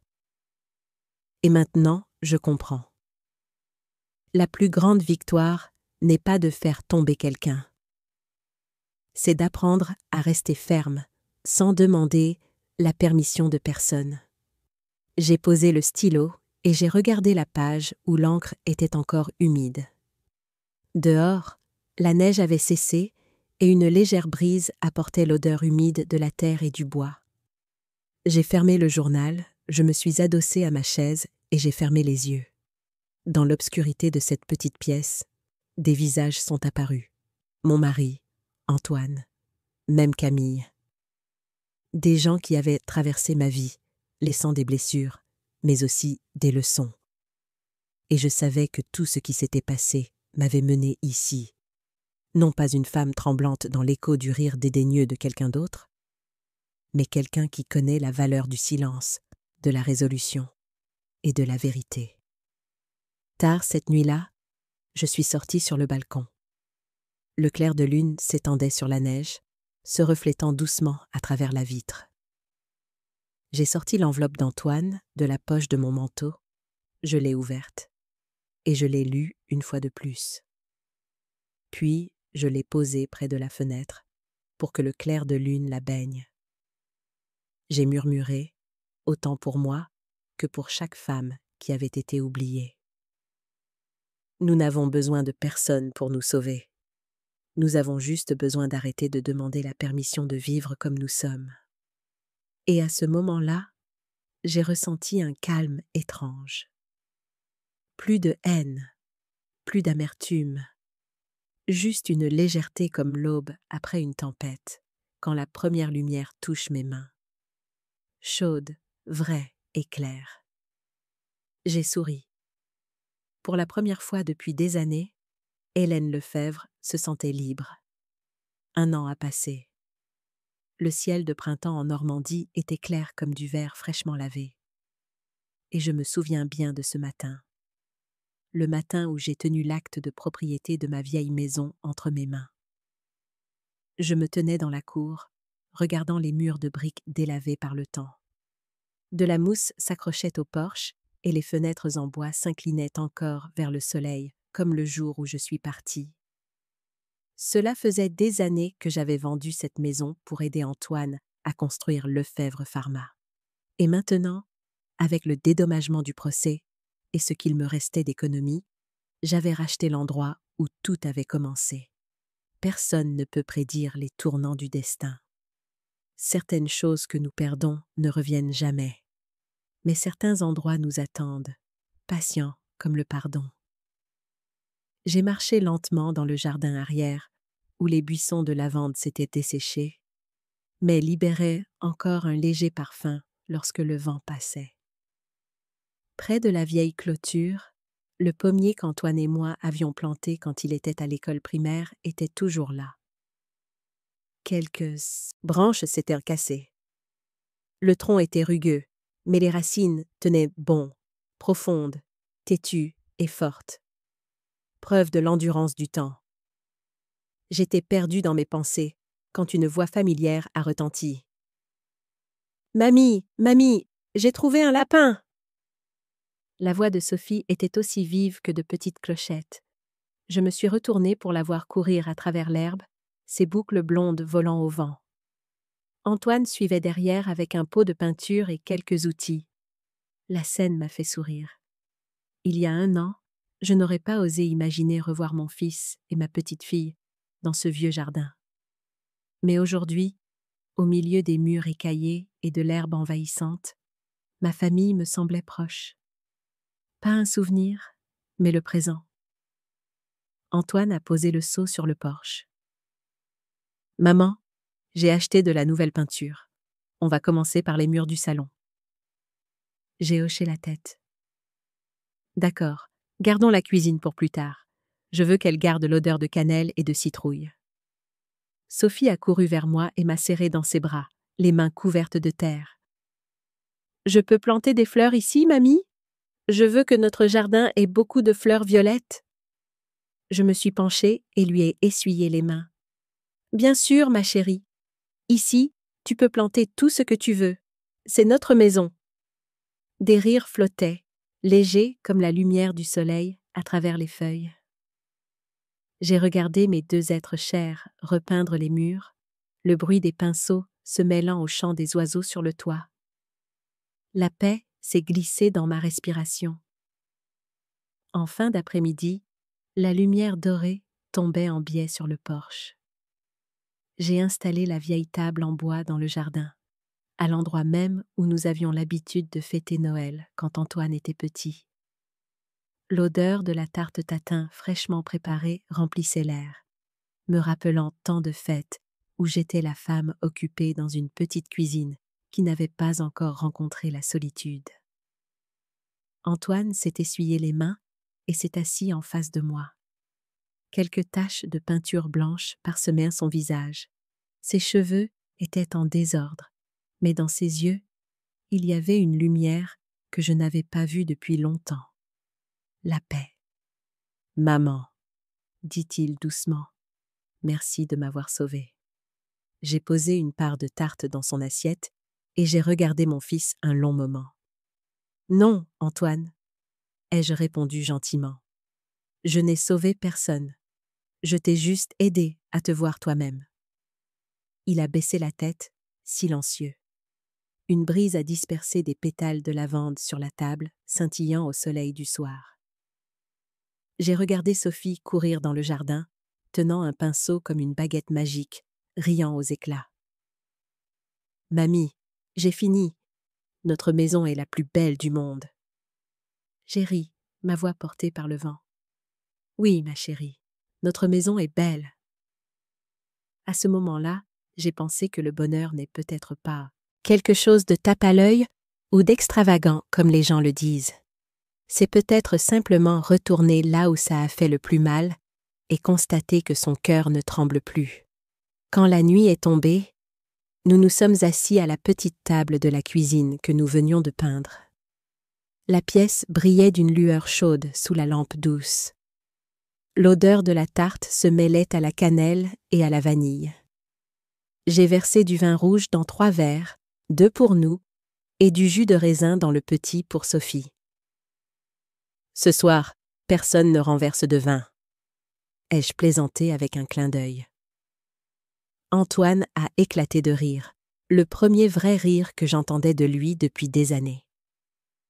Ce n'était pas forcé, et ce n'était pas alourdi par le regret. Sophie a gloussé et a levé son verre comme une adulte. « Santé ! Nous avons trinqué. » Le tintement du cristal sonnait comme la première note d'un nouveau chapitre. J'ai regardé mon fils.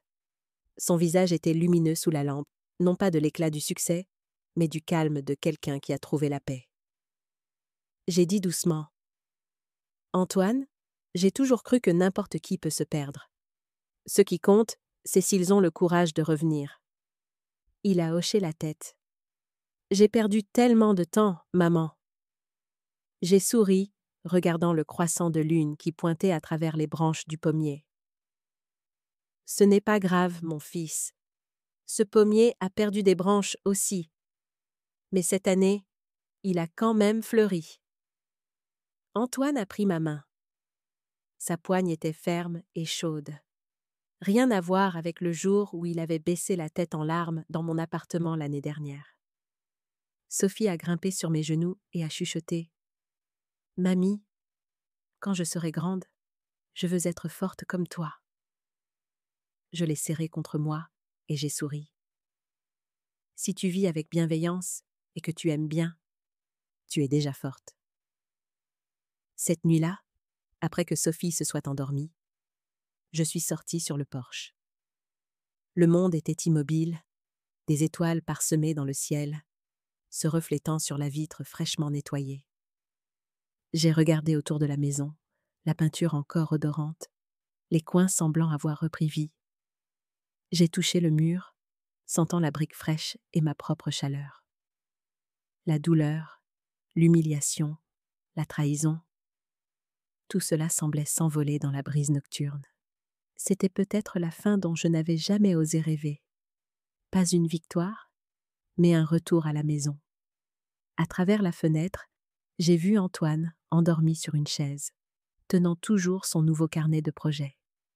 Et Sophie, souriant dans son sommeil, les lèvres murmurant. « Mamie !» J'ai souri doucement. Un chapitre s'était clos, en ouvrant un autre, où je n'étais plus la mère effacée, mais Hélène Lefebvre, la femme qui avait retrouvé son chemin. Et pour la première fois depuis des années, j'ai levé mon verre et j'ai parlé dans la nuit silencieuse. Santé au passé, au présent, et à ce qui attend encore de fleurir. Cet automne est arrivé doucement. Les érables près du porche ont viré alors, et une douce brise passait par les fenêtres ouvertes. J'avais 67 ans, mes cheveux presque entièrement argentés. Pourtant, je ne m'étais jamais sentie aussi jeune qu'à ce moment-là. Après des années de silence, j'ai réalisé que les gens peuvent renaître, non pas par magie, mais par la vérité et le courage. J'ai recommencé à enseigner, non pas la médecine, mais comment guérir de l'intérieur. Un centre communautaire local m'a invité à animer un petit cours appelé « Prendre soin de son courage » pour les femmes d'âge mûr qui avaient été blessées, trahies ou qui avaient perdu confiance en elles. Le premier jour, je suis entrée dans une petite salle de classe avec un vieux tableau blanc, des chaises en bois et la lumière du soleil qui filtrait par les fenêtres. 12 femmes étaient assises, attendant, chacune portant une douleur différente. L'une venait de divorcer après 30 ans. Une autre avait été mise à la porte par ses enfants. Une autre encore avait perdu son emploi à 58 ans. Elle me regardait avec des yeux mêlés de doute et d'espoir. Je n'ai pas apporté de cours magistral. J'ai juste dit « Je n'ai pas de formule pour le bonheur. Je sais seulement que parfois, nous devons toucher le fond pour voir la surface. » La pièce est devenue silencieuse. Puis, une femme a pleuré. Puis la deuxième, la troisième. Nous sommes restés ensemble pendant 3 heures, racontant des histoires qu'elles n'avaient jamais osé dire à voix haute. J'ai seulement écouté. Pas de jugement, pas de conseil. À la fin, j'ai donné à chacune un petit bout de papier. Il y avait juste 4 mots. Vous êtes toujours là. Le cours a duré 3 mois. Des 12 participantes initiales, le groupe est passé à 30, puis 50. Des femmes venaient de toute la région. Elles ne venaient pas pour m'entendre parler. Elles venaient pour voir que même quelqu'un qui avait été giflé par son propre fils à un dîner pouvait encore se relever et sourire. En mars suivant, j'ai reçu une invitation de Femmes reprenant le pouvoir, une conférence nationale pour les femmes qui inspirent les autres à travers la France. La lettre disait « Nous aimerions que Madame Hélène Lefebvre se joigne à nous en tant que conférencière principale pour partager votre histoire, votre parcours du silence à la force. » J'ai lu cette phrase encore et encore, remplie d'un sentiment étrange. Il y a des années, j'avais été invitée au lancement de l'entreprise de mon fils, où j'étais assise à la dernière table, silencieuse comme une étrangère. Maintenant, on me demandait de monter sur une scène. Le jour de la conférence, la salle à Paris était bondée. Plus de 800 personnes étaient présentes, des femmes d'affaires, des militantes, des enseignantes et des femmes ordinaires comme moi. Sur le grand écran, mon nom est apparu. Hélène Lefebvre, la femme qui s'est levée. J'ai pris une profonde inspiration. En montant sur scène, les lumières étaient assez vives pour piquer les yeux, mais chaleureuses. J'ai vu des centaines de visages levés, non pas pour me plaindre, mais pour écouter. J'ai commencé avec un petit sourire. Je pensais n'être qu'une mère ordinaire. Je croyais que l'amour signifiait le sacrifice, le silence, l'endurance. Jusqu'au jour où, lors d'un dîner de Noël, la main de mon propre fils a frappé mon visage et je me suis réveillée. La salle est devenue silencieuse. J'ai regardé vers le 3e rang où Antoine et Sophie étaient assis. Mon fils portait un costume simple, sans l'ancienne fierté. À côté de lui, Sophie était assise droite, les yeux brillants, ses petites mains serrées. J'ai continué, ma voix stable et ininterrompue, basse, lente et claire. Une gifle peut vous faire tomber. Elle peut aussi vous réveiller si vous choisissez de vous relever. Je ne déteste pas mon fils. Je déteste seulement avoir laissé les autres définir ma valeur pendant trop longtemps. Une vague de silence a parcouru la salle. J'ai vu des gens essuyer des larmes, d'autres se tenir la main, et puis, quand j'ai prononcé la dernière phrase, les applaudissements ont commencé. D'abord épars, puis gonflants, et enfin une marée chaude remplissant la pièce. Je suis restée là, sentant chaque applaudissement, chaque regard tourné vers le haut. Personne ne me plaignait. Ils me respectaient en tant que femme qui s'était retrouvée. J'ai salué, remercié le public, puis j'ai baissé les yeux. Antoine m'a regardé, les yeux humides, mais son sourire était doux. Sophie s'est levée, applaudissant fort, son visage rayonnant. Quand la conférence s'est terminée, beaucoup de gens sont venus me serrer dans leurs bras, prendre des photos et demander un autographe. J'ai souri, non pas pour la célébrité, mais parce que je savais qu'Hélène Lefebvre n'était plus la mère du PDG Antoine Lefebvre. Elle était simplement elle-même. Cette nuit-là, nous sommes retournés dans un petit hôtel près de la Seine. Dehors, les lumières scintillaient sur l'eau et le vent apportait le froid du début du printemps. Je me suis assise près de la fenêtre, sirotant une tisane au gingembre, me sentant comme si je venais de boucler un cycle de vie. Antoine était assis en face de moi, silencieux pendant un long moment, puis a dit « Maman, j'ai regardé la vidéo de ton discours. Tu sais, je ne t'ai jamais vue aussi forte. » J'ai laissé échapper un petit rire. « Je ne suis pas vraiment forte, mon fils.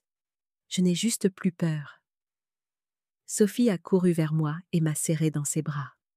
« Mamie, tout le monde dans la salle s'est levé et a applaudi pour toi. Tu es célèbre maintenant. » J'ai lissé ses cheveux et j'ai souri. « Je n'ai pas besoin d'être célèbre, ma chérie. J'ai juste besoin que les gens sachent qu'ils méritent de se relever. C'est suffisant. » La nuit parisienne était calme. Dehors, les lumières de la ville flottaient sur le fleuve comme des cristaux à la dérive. Je me suis regardée dans le miroir et j'ai vu une femme aux cheveux argentés, au regard stable et au sourire calme. Pas le sourire d'une gagnante, mais celui de quelqu'un qui est né de nouveau. Je savais que j'avais accompli un voyage, du silence et du mépris à une voix qui est entendue. De la mère du PDG à Hélène Lefebvre, la femme qui ose dire non. J'ai éteint la lumière et j'ai murmuré dans le noir. Merci, la vie, de m'avoir donné la chance de me relever. Et alors que la brise du fleuve se glissait par la fenêtre, je l'ai senti clairement. Je respirais, je vivais, et j'étais plus libre que jamais. J'ai quitté Paris peu de temps après la conférence. Ma vie est entrée dans un nouveau chapitre, calme, simple et plein de sens. Maintenant, je vis dans une petite maison sur la côte en Bretagne, où le soleil du matin se déverse par les fenêtres et scintille sur les parquets polis comme un miroir. Dehors, il y a le bruit des vagues, les mouettes qui s'appellent et le sel dans le vent. J'ai planté des marguerites blanches autour de la maison, les fleurs que mon mari aimait. Elles fleurissent chaque saison, délicates mais résilientes. tout comme les femmes qui ont été renversées par les tempêtes, mais qui se relèvent toujours fièrement. Le matin, je m'assois près de la fenêtre avec une tasse de tisane au gingembre. J'ouvre ma vieille machine à écrire et je commence à écrire. Mes mémoires sont presque terminées. Je les ai intitulées « Le secret du vin rouge ». L'histoire commence cette nuit de Noël. Le vin rouge se renversant sur une robe blanche à 10 000 €, la main de mon fils frappant mon visage au milieu de la musique et des lumières scintillantes. Le moment où ma vie s'est effondrée pour renaître de ses décombres. En écrivant la dernière page, j'ai réalisé que ce qui importe n'est pas ce que les autres m'ont fait. C'est ce que j'ai fait après avoir été blessée. Je ne ressens plus d'amertume. Je suis reconnaissante, car sans cette chute, je n'aurais peut-être jamais découvert où réside ma vraie force. Un après-midi, j'arrosais les fleurs sur le porche quand le téléphone a sonné. L'identifiant de l'appelant affichait un nom. Antoine. J'ai répondu, et sa voix était chaleureuse, plus chaleureuse que jamais. Maman, je viens de lire ton manuscrit. Je ne sais pas quoi dire, sauf que je suis fière de toi. J'ai souri, regardant la mer. Les vagues brillaient d'un éclat ambré au coucher du soleil. Merci, Antoine, ai-je dit lentement. Mais peut-être que maintenant, je suis vraiment fière de moi. À l'autre bout du fil, je l'ai entendu rire, le rire paisible que j'avais souhaité pendant toutes ces années. Maman, j'espère que lorsque le livre sortira, les gens comprendront pourquoi je t'appelle toujours mon héroïne silencieuse. J'ai répondu doucement. Non, je suis juste une mère qui avait peur et qui a finalement appris à dire non. Nous sommes restés silencieux un moment. J'entendais Sophie rire en arrière-plan, appelant « Mamie » à travers le téléphone. J'ai souri du sourire de quelqu'un qui avait parcouru le cercle complet de la douleur pour revenir à l'amour. Ce soir-là, je me suis assise devant une petite caméra, prête à enregistrer une courte vidéo pour ceux qui avaient suivi mon parcours. Une lumière chaude se reflétait sur le verre de vin rouge à côté de moi. J'ai regardé dans l'objectif et j'ai parlé naturellement. Si vous avez été humilié, traité injustement, ne restez pas silencieux pour toujours. Parfois, le silence est le premier pas pour retrouver sa dignité, mais seulement si vous choisissez de vous en relever. J'ai fait une pause, j'ai levé le verre et je l'ai tenu devant l'objectif. Le coucher de soleil brillait sur le verre, projetant un ruban de rouge, comme du sang, mais aussi comme du feu. Ce rouge était autrefois la honte, une blessure, mais aujourd'hui, c'est un symbole de liberté. J'ai tapoté légèrement le verre, la lumière tremblant comme un salut à mon propre passé. Après la fin de la vidéo, je suis sortie sur le porche et j'ai écouté les vagues, le ciel s'assombrissant en violet. Au loin, le phare s'est allumé, tournant lentement, brillant sur l'eau scintillante. J'ai fermé les yeux, goûtant le sel sur mes lèvres, et j'ai senti un calme rare s'installer. J'ai appris au cours d'une vie que la liberté ne consiste pas à tout laisser tomber.